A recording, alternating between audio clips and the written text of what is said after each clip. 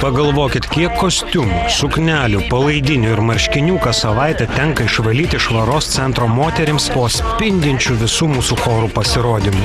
Grimas, kava, lūpdažiai ir visokios kitokios neapdairumo dėmės turi būti per savaitę išnaikintos. Kauno Božolė choro dainininkė Jurgita Petrovienė, dabar jau oficiali šio choro administratorė, panoro įsitikinti pati, koks atsakingas drabužius valančių moterų darbas. O Jurgitos pavardę pasakėm neatsitiktinai, nes jeigu būtumėm pasakę jos mergautinę pavardę, visi iškart suprastų, jog Jurgita Božolė choro generolo Aleksandro dukra.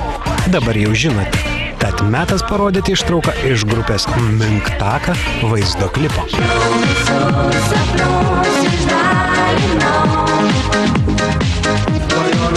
Būdama 16 metų pabandžiau dainuoti grupėje Mink taką. Tas pabandymas buvo labai vykęs, nes grupė tais laikais buvo tikrai labai populiari.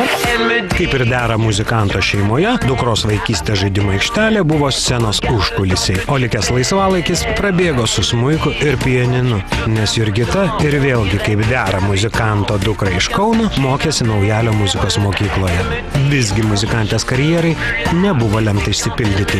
Jurgita ištekėjo, tapo mama ir dabar moteris dirba viename iš Kauno pramogų klubų administratorė. Čia jau tikriausiai viršų paėmė mamos genai, kuri daugybę metų organizuoja renginius. Božolė choro stilistas Kęstas Lekeckas savo eskizus, kaip per naujausią pasirodymą turi atrodyti choristai, pirmiausia parodo Jurgitai.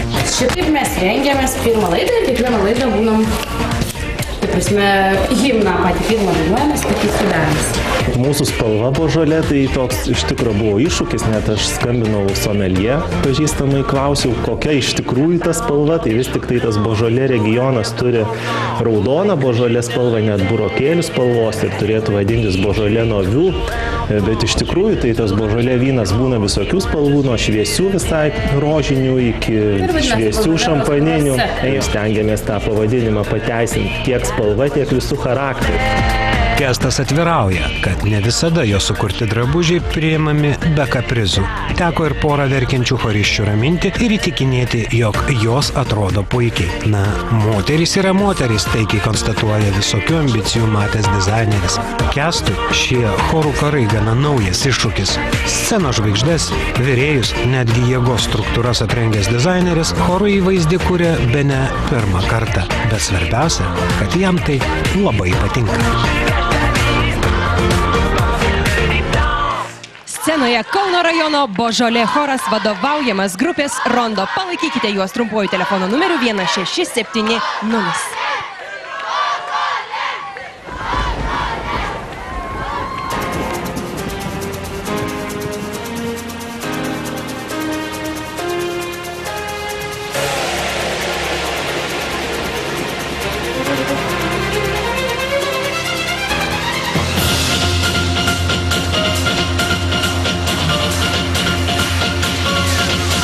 Barometrai meluoja,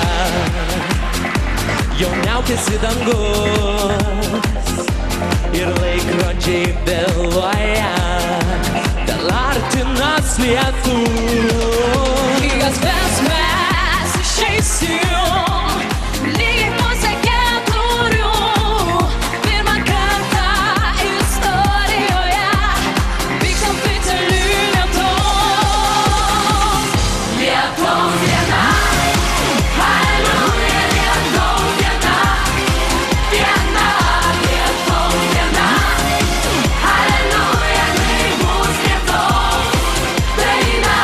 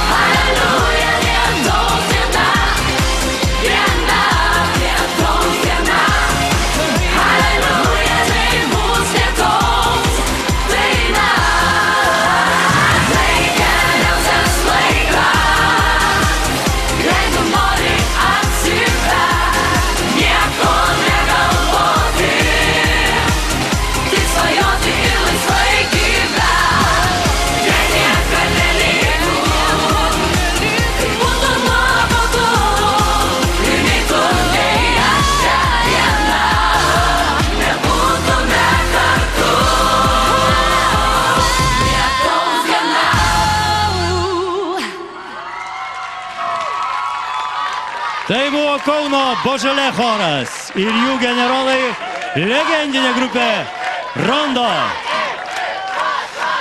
Taip, kaip supratau, Aleksandrai, tai buvo žiauriai populiari 8-ame praeito amžiaus dešimtmetyje daina, kurią dainavo grupė, kurios pavadinimo aš neatsimenu, ir daina, kurios pavadinimo aš irgi neatsimenu. Bet žiauriai populiari. Jo, galiu pasakyti, tai buvo daina, kuri originaliai vadinasi It's Raining Man, reiškia lietuvos žmogus.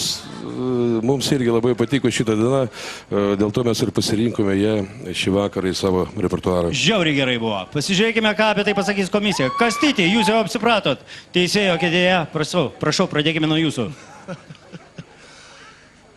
Kaifas.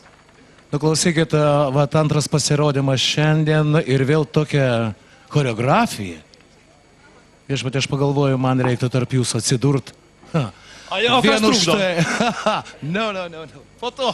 Po to. Aš daug nekomentuosiu nieko. Man absoliučiai viskas labai patiko.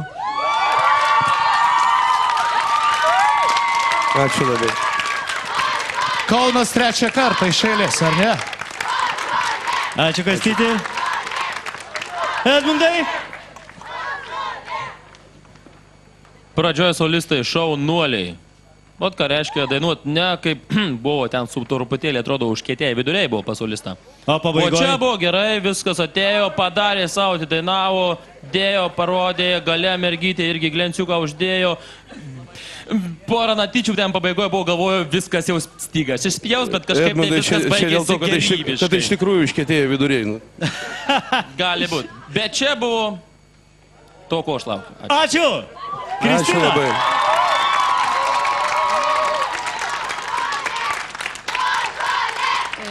Ketvirtą savaitę komentuoti tą patį jau nebėra kažką naujo pasakyti. Aišku, jūsų muzikinis skonis tikrai be priekaištų.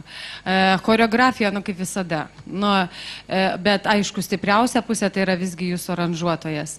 Bet aš dar vis dėlto prie viso šito, kadangi jau jūs vis tiek esat užsikėlę tą savo kortelę, tai jeigu jau kažkiek jau leido solistam dainuot, tai jau nenumeskite tokius kaip trupinius. Vis tiek kažkiek tais truputėlį daugiau tada reikia, nes dabar ten tik pasibarstėt ir kažkaip tais... Taip, aš suprantu, tai yra chorų konkursas, bet vis tiek mes tuose choruose kaip ir tų perliukų ieškom. Tai leiskite ir tiem perliukam dar šiek tiek. O gal jie paslys ir mes turėsim ką nors naujo jums pasakyti. Taigi ačiū. Nesulauksit. Ačiū. Gerbiama Kristina, norėčiau pasakyti, jeigu mes apturėsim tokią laimę, jeigu mums pasiseks išeiti į sekantį turą, mes būtinai atkreipsime dėmesį jūsų pastabas. Ačiū jums labai. Žodžiu, užtenka tų trupinių, duosim visą kepalą. Paliast. Gerai, ačiū. Maestro Virgilijau. Žinot, supratau tekstą. Ir noriu dar porą dalykų pasakyti, kurie mane labai sužavėjo. Pirmiausia, buvo vykusi choreografija. Ilgos gaidos, vokališkai, kurios dainuojamas tuo metu, choras nustodavo judėti. Dėl to padėdavo išlaikyti labai gerą intonaciją. Paskui tas pats buvo ir su aukštom gaidom. Aukštos gaidos, reiškia, tučto jau choras sugebėdavo rasti judesi, kuris netrūkdė gerai kvėpuoti, reiškia, gerą atramą. Taip, kad man beveik pastabų nėra. Ačiū. Kągi, komisijos balsai. Božolė Kauno chorui. 10, 10, 10, 10! Antra daina, o jau maksimumas. Kas bus toliau? Jurgita, kreipiuosi į tave.